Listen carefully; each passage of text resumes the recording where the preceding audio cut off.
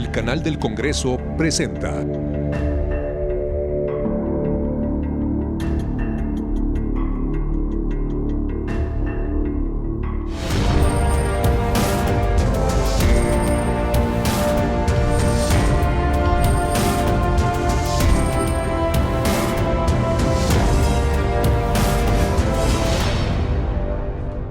Hola, soy Paulina Usigli, bienvenidos a Cámara Alta. Desde la más temprana infancia hasta el principio de la escolarización, se producen numerosas transformaciones en las facultades físicas, mentales, cognitivas y socioafectivas del niño y de la niña. Esas transformaciones, según expertos, dejan en cada persona una huella indeleble que va a definir el resto de su vida. Por ello, en la actual legislatura, se aprobó una reforma para reconocer por ley a la primera infancia. Decimos que una persona está en la primera infancia cuando tiene entre 0 y 6 años de edad. Un momento único e irrepetible en el crecimiento humano, principalmente en el interior de la cabeza. Esta etapa de la vida es muy importante porque en ella se conforma alrededor del 90% de nuestra arquitectura cerebral. Es decir, cuando nosotros nacemos, nuestro cerebro no está totalmente desarrollado. Son las experiencias que vivimos lo que determina cómo se va a desarrollar, a construir materialmente el cerebro. En la primera infancia se desarrollan los sentidos, la empatía, la concentración y la habilidad para solucionar problemas. Aunque estos años determinan cómo seremos el resto de la vida, en México los menores de 6 no reciben la atención que merecen en esta etapa. En el tema del registro de nacimiento, ya cargábamos con un subregistro importante debido a que en muchas poblaciones que se encuentran lejos de los registros civil, cuando no tienen un registro de nacimiento es como si no existieran para el Estado mexicano. Y por lo tanto, no hay, digamos, un seguimiento a la garantía de cualquier otro de sus derechos. Otros problemas de la primera infancia son la falta de alimentos, de educación inicial y de vacunas para evitar enfermedades que eran prevenibles. La educación en la primera infancia es una de las mejores inversiones que un país puede realizar. Solo 1 de cada 10 niñas o niños en México tienen acceso a algún programa de educación inicial. Lo que estamos observando a causa de la pandemia es que un número muy importante de hogares cayó en inseguridad alimentaria. Y la inseguridad alimentaria es una de las causas directas de la desnutrición infantil. Las experiencias de violencia también causan problemas en el desarrollo motriz o socioemocional durante la primera infancia. El estrés tóxico significa que hay una serie de sustancias químicas que se secretan a nivel hormonal que afectan la forma en la que el cerebro se construye. Y estas afectaciones tienen efectos a lo largo de toda la vida. Ante la urgencia de visibilizar esta etapa en los niños, el Senado de la República ha hecho reformas para reconocer por ley a la primera infancia y establecer la obligación del Estado para garantizar el desarrollo de los menores. México avanzó mucho en materia de los derechos de la infancia, pues a las niñas, niños y adolescentes se les consideró por primera vez como sujetos de derecho. Es un logro que se haya incorporado en la Ley General de los Derechos de Niñas, Niños y Adolescentes. Es muy importante que el Estado promueva el desarrollo infantil. Otros frentes proponen una estrategia nacional de atención a la primera infancia. Tengan clarísimo que cada vez que se relacionan con ellos de manera positiva, que les miran, que les sonríen, que los escuchan, que se ponen en cuclillas para jugar con ellos, que les enseñan el nombre de las cosas y que les dicen que los aman, están contribuyendo a que su cerebro se desarrolle de manera adecuada, a que sean personas sociables, inteligentes, productivas y pacíficas. Ni un solo momento dedicado a una niña o niño menor de 6 años es un desperdicio. Aprovéchenlo y disfrútenlo.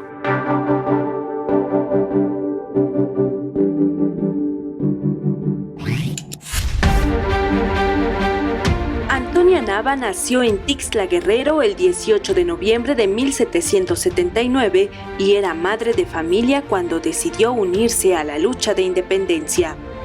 En 1810, al enterarse del estallido de la Guerra de Independencia, acudió al llamado de unirse a las filas para librar una batalla liderada por José María Morelos y Pavón en el actual estado de Guerrero.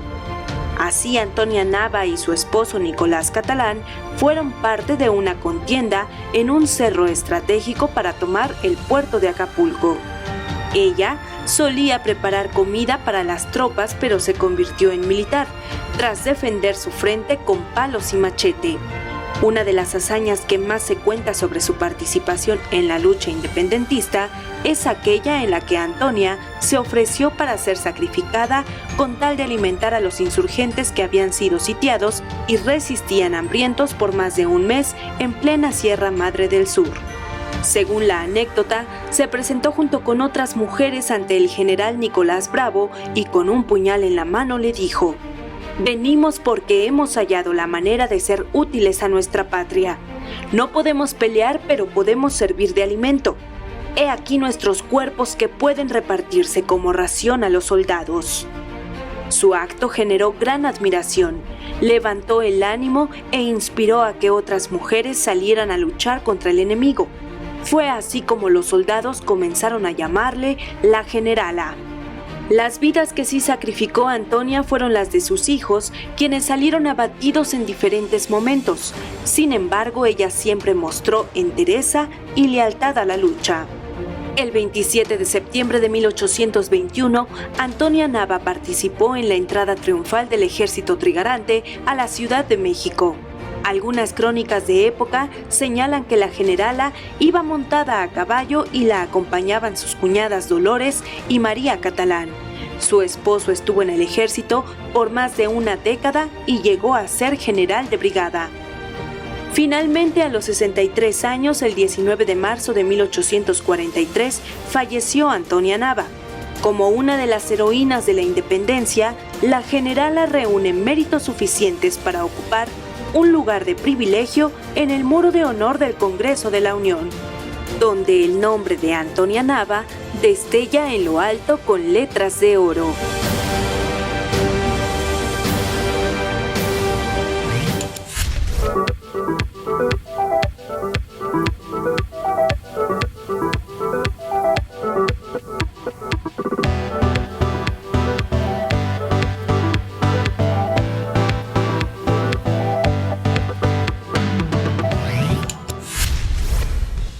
Durante las últimas sesiones del pasado periodo ordinario, el Senado aprobó los nombramientos de 4 magistradas y magistrados del Tribunal Superior Agrario y del Tribunal Unitario Agrario. De acuerdo al presidente de la Comisión de Agricultura, José Narro, los juzgadores deben desempeñar una función jurisdiccional activa y por ello su presencia va a ser fundamental para implementar el Código de Procedimientos Agrarios.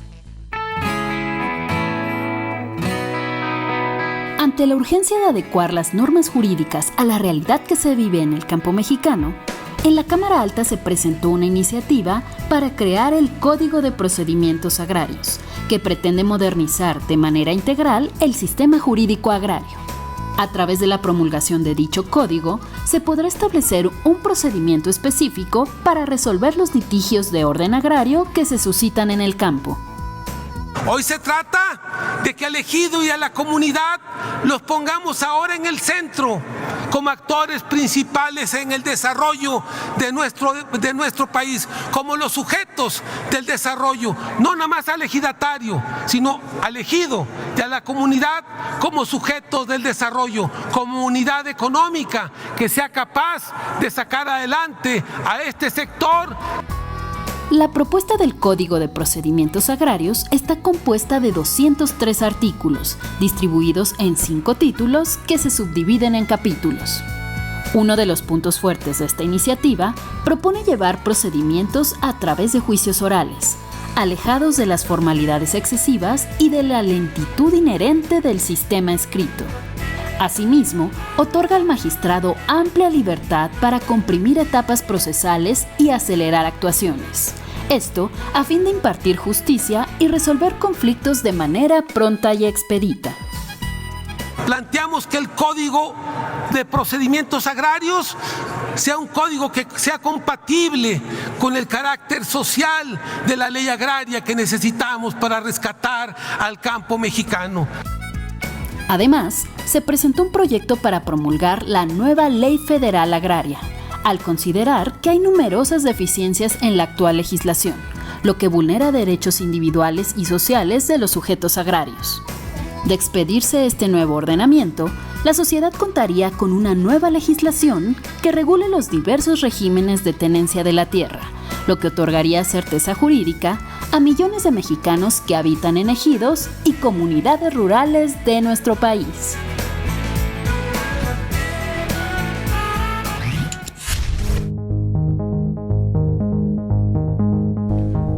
Ante los nuevos retos y desafíos que día a día se presentan en el mundo, ningún esfuerzo puede ser considerado menor cuando se trata de fortalecer la política exterior de la nación.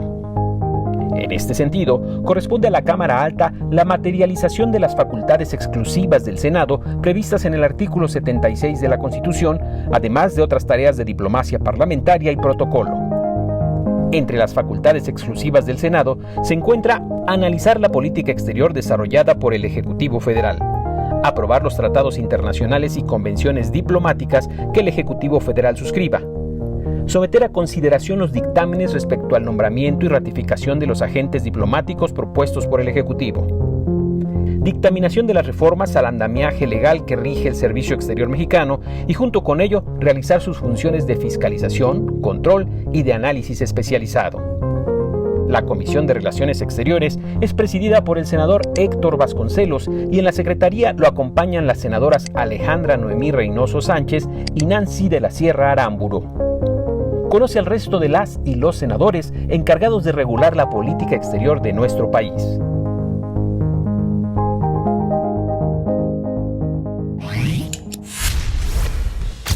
En este espacio no nos cansaremos de informar y hacer conciencia en cuanto a prevención y erradicación de la violencia en contra de las mujeres. Por ello, nos mantendremos atentas y atentos respecto a todas las modificaciones que se hagan a la Ley General de Acceso de las Mujeres a una vida libre de violencia, publicada el 1 de febrero de 2007. Echemos un vistazo.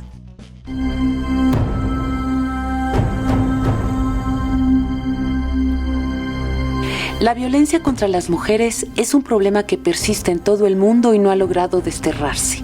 En pleno siglo XXI, la violencia en nuestro país, concretamente, es un abanico que se extiende desde las agresiones verbales y físicas, que luego transita por la violencia económica, psicológica, sexual, hasta llegar al clímax de la violencia, el feminicidio. Se trata de un fenómeno persistente, cultural y creciente. En México, 7 de cada 10 mujeres mayores de 15 años ha sufrido algún tipo de agresión. Casi un 50% de estas agresiones provienen de sus cónyuges y parejas. De acuerdo con datos del Instituto Nacional de Estadística, Geografía e Informática, la violencia contra las mujeres se presenta en todos los ámbitos y por parte de agresores diversos, que incluyen también a familiares y desconocidos. Con estupor, se puede afirmar que esta violencia ha ido en aumento con paso creciente. Vale la pena destacar que dentro de estos puntos de acuerdo que hoy se someten a la aprobación de este Pleno, como otros que ya hemos aprobado en esta Comisión de Seguridad Pública, los exhortos que se formulan a las autoridades para atender de forma inmediata y prioritaria el tema de los feminicidios y de la violencia en general que se da contra las mujeres por el simple hecho de ser mujeres. Actualmente hay 90 municipios donde se emitió la alerta de género. Las entidades con mayores índices de feminicidio son el Estado de México, Guerrero, Chihuahua, Ciudad de México, Veracruz, Tamaulipas, Michoacán, Jalisco, Baja California, Guanajuato y Oaxaca. El panorama se extiende en el peor de los mapas. Cada hora se violenta a 5 mujeres en México. La voluntad y protección del Estado enfrenta este más que grave problema con la emisión de una iniciativa con proyecto de decreto de ley que ofrezca el acceso a las mujeres a una vida libre de violencia. Los enfoques equivocados sobre los roles de la mujer justifican de manera subterránea el uso de la violencia. Aquí, con la representación y el conocimiento que ustedes tienen de las entidades federativas, debemos de cerrar filas y articular acciones que se adecúen a la realidad particular de cada estado y de cada región. Porque no basta con políticas nacionales, también se requieren políticas locales que respondan al contexto específico en que suceden en los diferentes tipos de violencia contra la mujer. Es imperante eliminar primero esta cultura machista del inconsciente colectivo. Ello ha provocado que algo tan sencillo y cotidiano como caminar sin miedo se haya traducido en un desafío a la propia vida.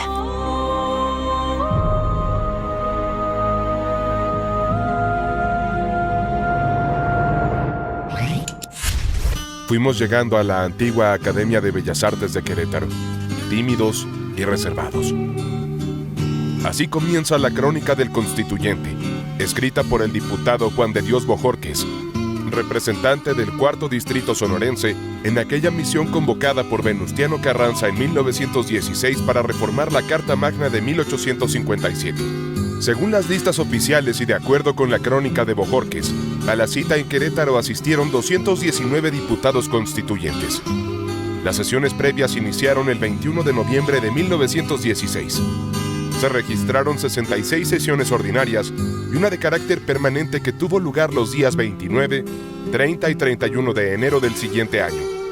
A esta siguieron una sesión de protesta y otra más de promulgación el 5 de febrero de 1917. El Congreso Constituyente de 1916 a 1917 fue un parlamento dividido en dos bloques.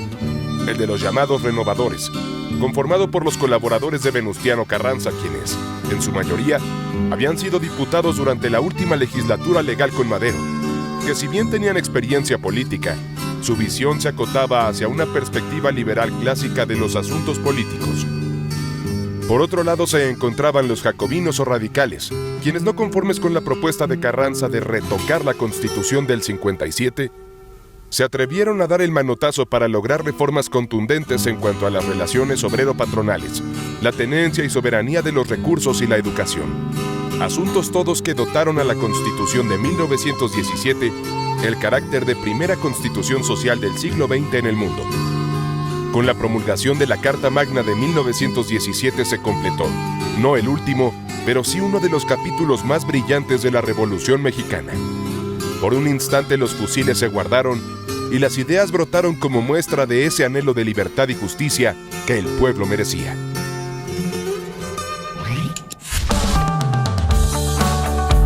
Para entrar al mundo de las finanzas y los temas hacendarios se requiere una preparación específica, una habilidad especial para negociar y sobre todo mucha experiencia en el servicio público.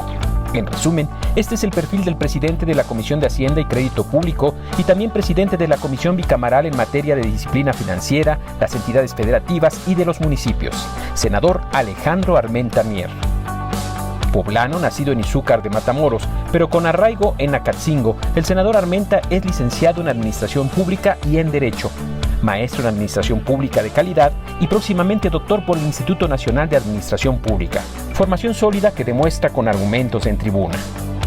La trayectoria política del senador Armenta hay que rastrearla en las filas del Tricolor en 1990 como delegado del Frente Juvenil Revolucionario del PRI, partido en el cual fue escalando disciplinadamente hasta 2017, cuando siendo diputado federal se declaró harto y cansado de denunciar la corrupción en su estado sin sentirse respaldado, así que decidió unirse al proyecto de Morena. Ya como senador de la República, Alejandro Armenta ha sido empeñoso en cumplir dos de sus propuestas de trabajo: fortalecer el sistema de fiscalización para que los gobiernos locales transparenten el ejercicio de los recursos públicos y generar condiciones para que los gobiernos locales destinen los recursos para la generación de riqueza social. Disciplinado en las finanzas y cordial en el trato directo, el senador Armenta no regatea sonrisas ni argumentos a la hora de asumir posturas en tribuna. Senador Alejandro Armenta Mier.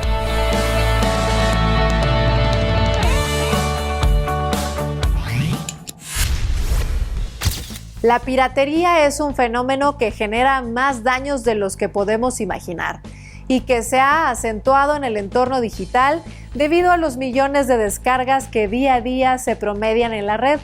Vamos a revisar a continuación los ajustes que se hicieron a la Ley Federal de Derecho de Autor para regular la piratería. Los ciudadanos comunes pocas veces nos ponemos a pensar si la foto, la canción, el video o el libro que descargamos a nuestra computadora o teléfono tiene restricciones por derechos de autor y si estamos afectando a un creador que merece ser remunerado por su talento.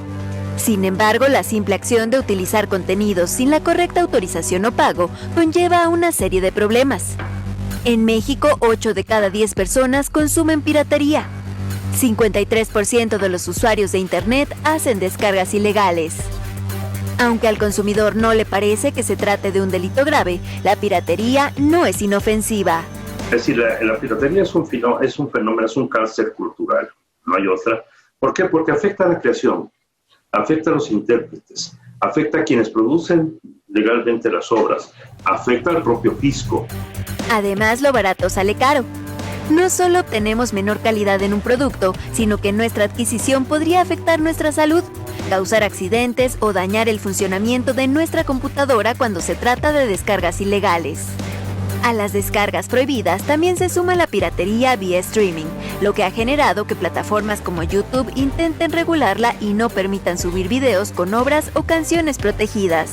Es paradójico que entre más medios de comunicación existen, también esos medios tecnológicos que han ido aplicándose también han servido para la piratería.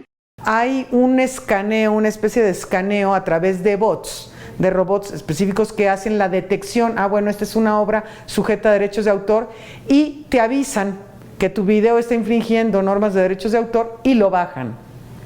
Entonces, esto pudiera vulnerar los derechos de la persona. Para evitar caer en censura, cada vez hay más ajustes por hacer, no solo en las redes sociales, sino en la Ley Federal de Derecho de Autor.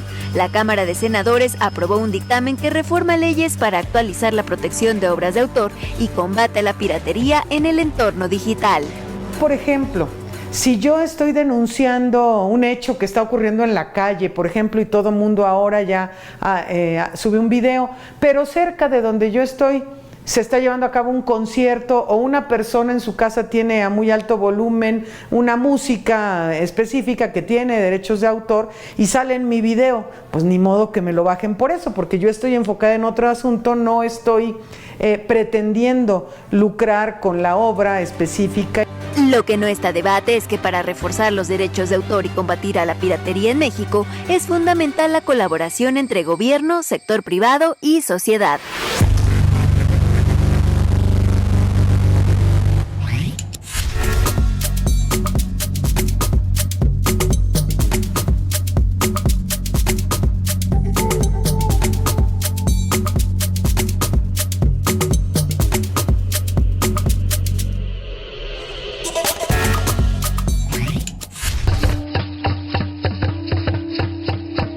Los niños, niñas y adolescentes de origen indígena que viven con algún tipo de discapacidad son quizá el sector de la población más invisibilizado.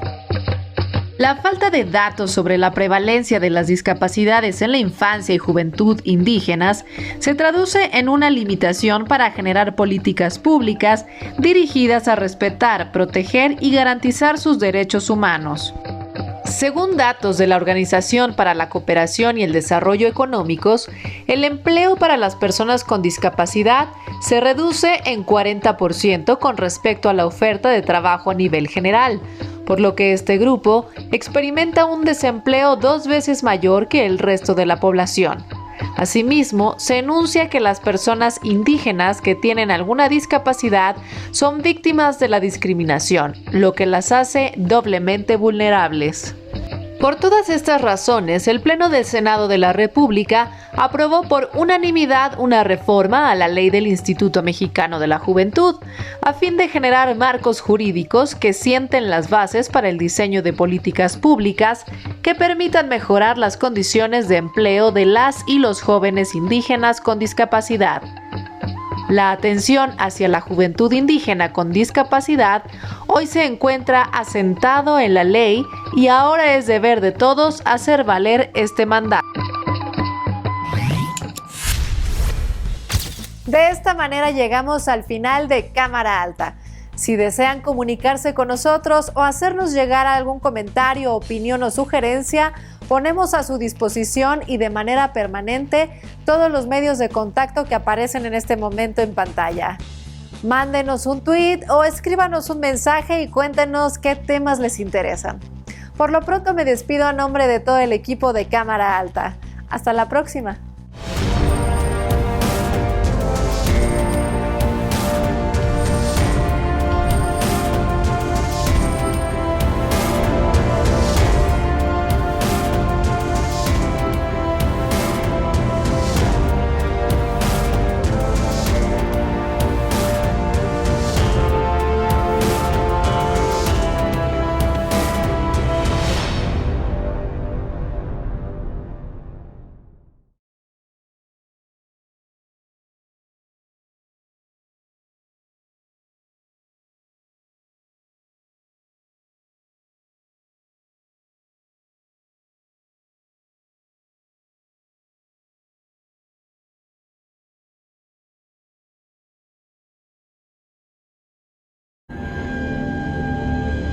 El canal del Congreso presentó